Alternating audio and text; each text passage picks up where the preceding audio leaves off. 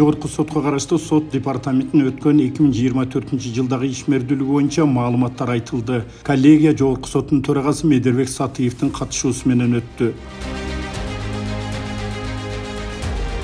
Жыйында Сатыев сот тутумунун ишин жакшыртуу менен элдин ишенимин жогорулатууда сот департаментинин ролу чоң экендигин белгиледи. Сиздердин аракеттериңиздер жана кесипкөйлүгүңүздөр биздин жалпы ийгилигибизге чоң салым кошот.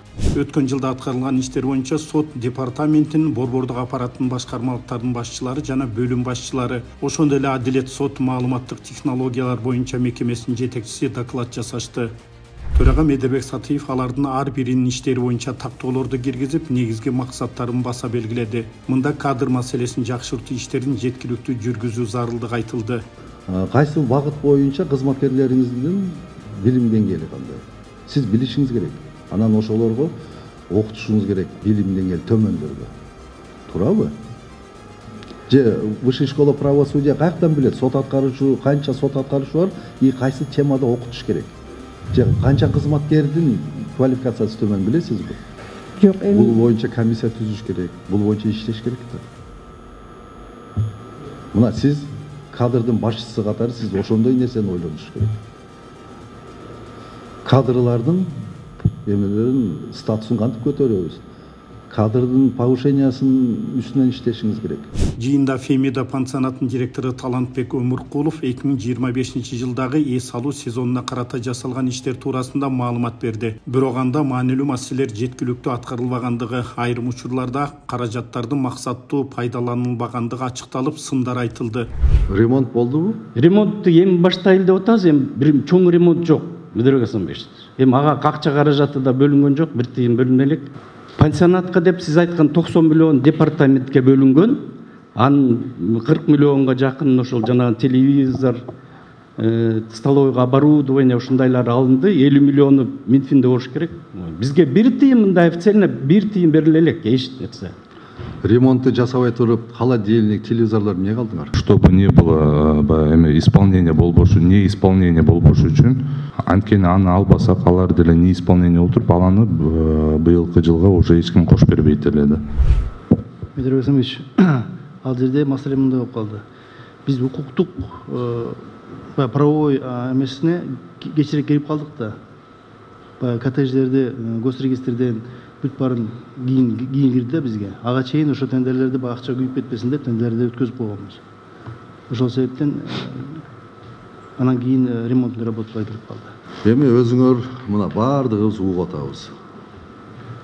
Бул деген вообще тескери иштеп атасыңар да. Кандай нерсени айтпаганыңарда делечи.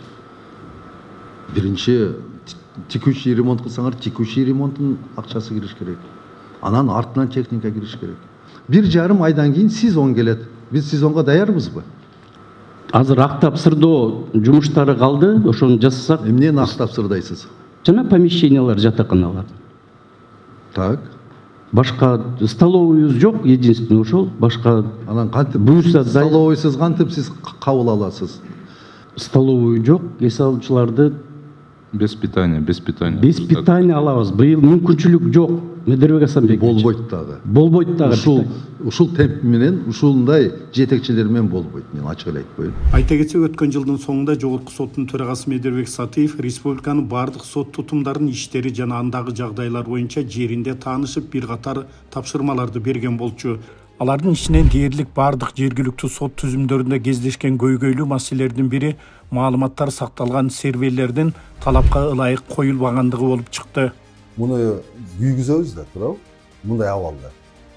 Башынан серверди ошол положениясына көрсөтүлгөндөй кылдыңызбы? Положениясы боюнча кандай туруш керек сервер?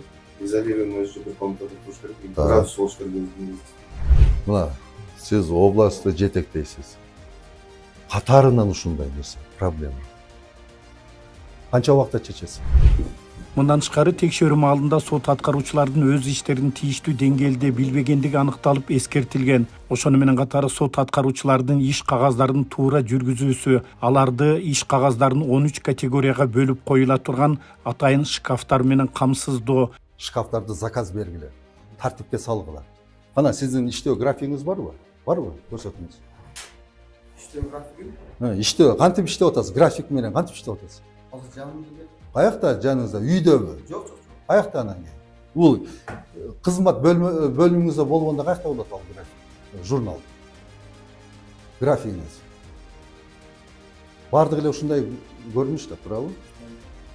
Жашыруун материалдар үчүн талаптарга жооп берген бөлмөлөрдү түзүү, жашы жетелик өспүрүмдөр менен сот процесстерин алып баруу үчүн атайын бөлмөлөрдү негиздөө, электрондук архивге өтүү үчүн зарыл болгон жабдуулар менен камсыздоо, Эмне тоскоол жаратып атат электрондук архивге өтүш?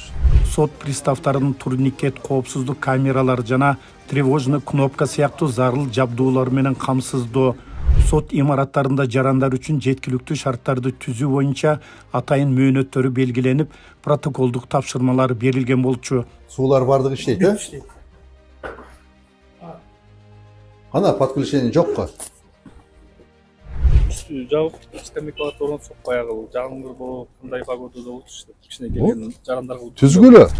Жыйында сот департаментинин 7 областынын сот аткаруучуларынын башчылары берилген протоколдук тапшырмалардын негизинде жасалган иштер боюнча маалыматтарды беришти. Анда негизинен коюлган талаптардын бардыгы орундалганы белгилүү болду. Бирок Лейлек райондук соттун төрагасы маалыматтар сакталган серверди эрежеге ылайык жылдырып орнотууга каршы чыкканы айтылды. Лейлек райондук сотунда Медербек Асанбек серверди жылдырганга мүмкүнчүлүк болгон жок. Жылдырайлы деп барсак төрага көнгөн жок. Ал жерде өзүңүз билесиз, кабинеттер жетишсиз. Тиги төрага эмнеге болгон жок? Ал төрагага көз каранды эмес. Ал серверди биринчиден сакташ керек. Төрага чөнтөгүнөн төлөп бербейт. Аны сактоо өзүнүн эрежеси бар. Аны сактаса келтирип коюш керек. Ал төрага жооп бербейт. Төрага да чечпейт. Медербек Асанбек түшүндүм, ага төрага 3 вариантты айтсак да көнгөн жок. Анан центральный аппаратка кат жазды. Серверди жылдырып бергиле деп Адилет сот экөөмө. Анан мен төрага менен ушул маселе боюнча келише албадык. Эмне үчүн маалымат бердиңизби жетекчиликке? Берилген. Урмат Менсович, эмне чара болду бул багыт боюнча? Почему төрага эмне сервер сактай экен? Мен түшүнбөдүм. Ал жерде кабинет жетиштүүсү болот да. Бирок Түшүнөм, мына бир уголок кылып койсо болот да, жок дейм. аны Надо защитить же. туура. Серверди защита кылып коюш керек да. Бул мамлекеттин мүлкүн өзүнүн мүлктөй сактайды. Андай болбойт. Аны бүтүрөсүң. Сүйлөштүк.